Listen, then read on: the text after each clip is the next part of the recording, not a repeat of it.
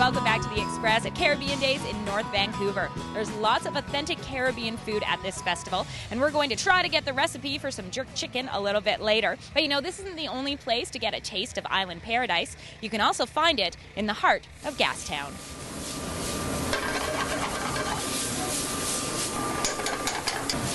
Colin David has felt at home in a kitchen since he was 3 years old. His dream was to open his own restaurant, and with help from his friends, is now part owner of Calabash Bistro. So we had our busiest week last week. Yeah, it was good. It's really good. It was a crazy week. A lot of live music. It's amazing, actually. It really is, because the three of us with our separate strengths coming together really just creates such a strong bond. Cheers. Cheers. In Vancouver, food is almost everything, honestly. So, number one, to be a successful restaurant in the city, you've got to have your food on point and really good. Everything from the drinks to the cuisine is island-inspired. Even the name has a truly Caribbean distinction. Calabash, the fruit is a gourd, and it's used all over the world for many different things, for drinking vessel, instrument, art piece. The rest is cooked from it. One of our mottos is the calabash is a vessel for food, art, drink. That basically just encompasses us. Beautiful color, yellow. Colin's family is from Guyana and prides himself on learning to cook from his roots. Basically being my family. I mean, it was a big thing when Grandma came from back east to come and cook roti and curry, and since the first time she did it, I was always at the pot trying to figure out what she was doing. So Colin basically brings this restaurant to this restaurant, kind of, and he's doing an amazing job in the kitchen, so yeah, it's going well. This menu sort of been in my head for a long time. Traditionally, we have our oxtail, which is traditionally made, slow cooked, lots of spice. We have our ackee and salt fish, jerk chicken, those are two really Jamaican dishes. We have fried fish, and that's a Bayesian dish. Plantains you'll find everywhere. It's just a mishmash of everything, and what came out of it was real soul food, real true to the heart food. Calabash Bistro also boasts one of the largest rum collections in Vancouver.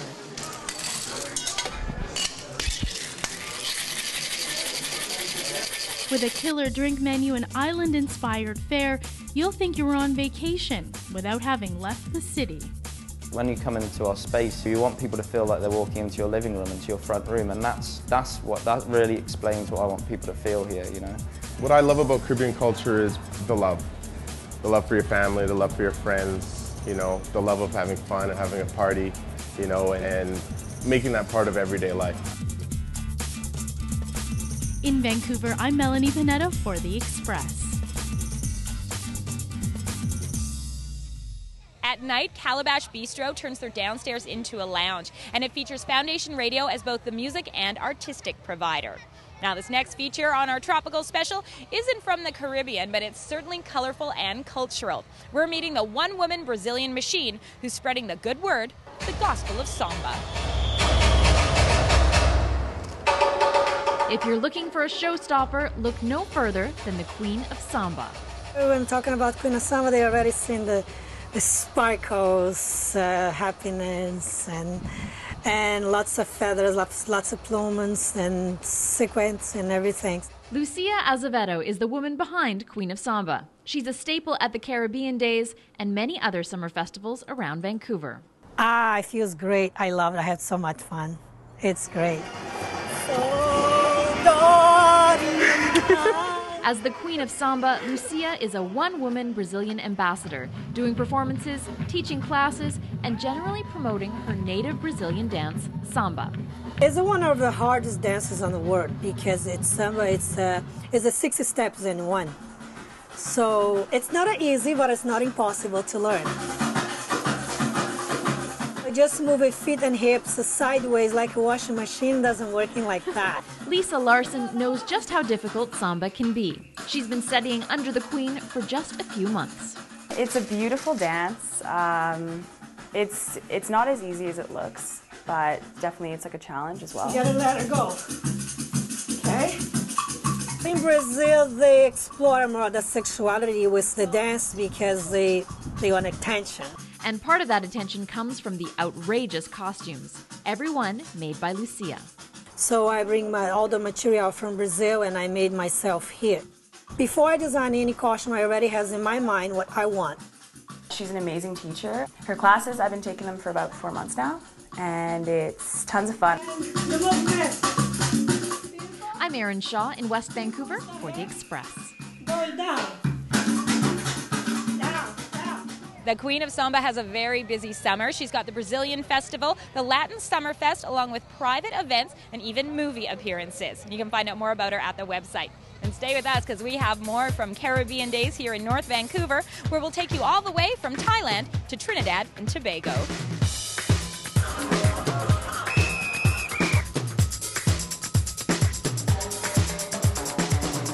Up next, Carnival Culture. We got Multicultural Day, we got the music here. Ding Olay Designs. That turned out really different, actually.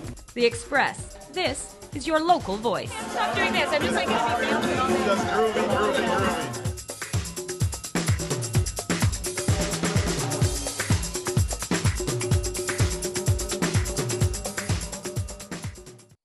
I think the Sea to Sky Trail is very unique in the fact that people with different disabilities, different levels of disabilities, maybe not even disabilities, maybe someone with a stroller or someone who just has a hard time walking. Just having a trail of this extent, going through the wilderness the way that it does, we never get to see that anywhere, and we never get to use something like that anywhere.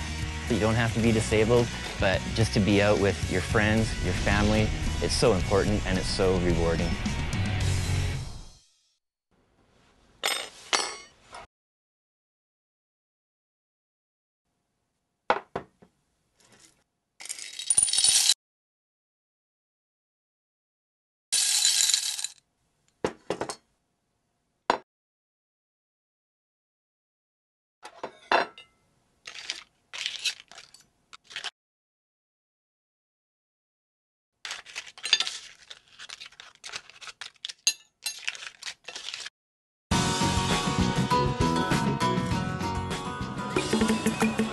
Welcome back to The Express at North Vancouver's Caribbean Days Festival. This event is awesome. You can shop, you can eat, and you can learn about cultures from all over the world.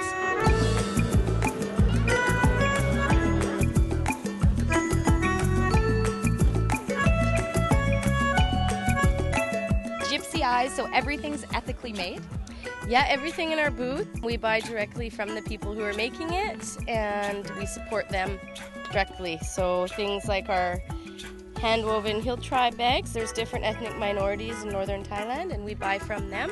And all the artwork and all the woodwork? This we buy directly from the carvers who make it in a wood carving village in northern Thailand. Yeah. And so you must spend a lot of time in Thailand then if you're connecting with all these people? Yeah, I live there for half the year. Yeah. It's a pretty nice lifestyle. Yes, I can't complain.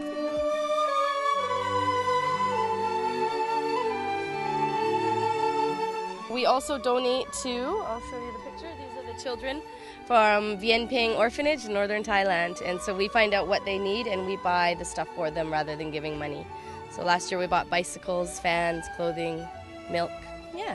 That's awesome. They're so cute too. I know. DJ BJ spinning music for the people.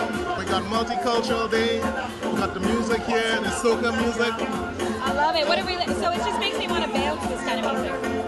This is the Caribbean music, just bouncy. We have people here from all the walks of life that come down to enjoy today's festival. And the music is what gets them going. Yeah. And when they're not dancing, they're over there eating food and drinking. Caribbean food, you know. Some curry chicken and rice and stuff like that. A little goat curry. A little curry goat, that's right.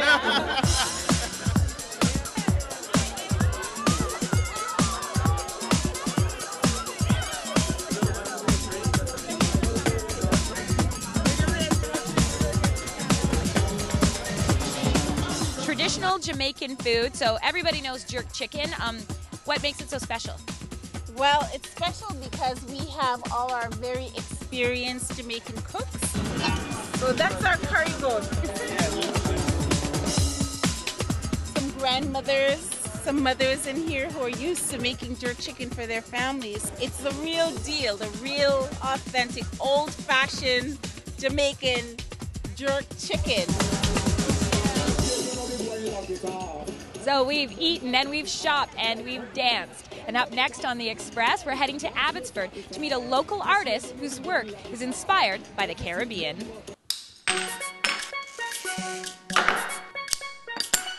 It's the color and the animal prints that attract me. Glass artist Lonnie Jackson lived and worked in the Caribbean for over a decade. And I think it's the music that drew me to the islands. And then in '96 I moved to the Caribbean for 10 years and worked for tour operators there, so I really got to know it well. Wow, that turned out really different actually. After coming back to Canada, Lonnie enrolled in a workshop here at the Glass Hive in Abbotsford.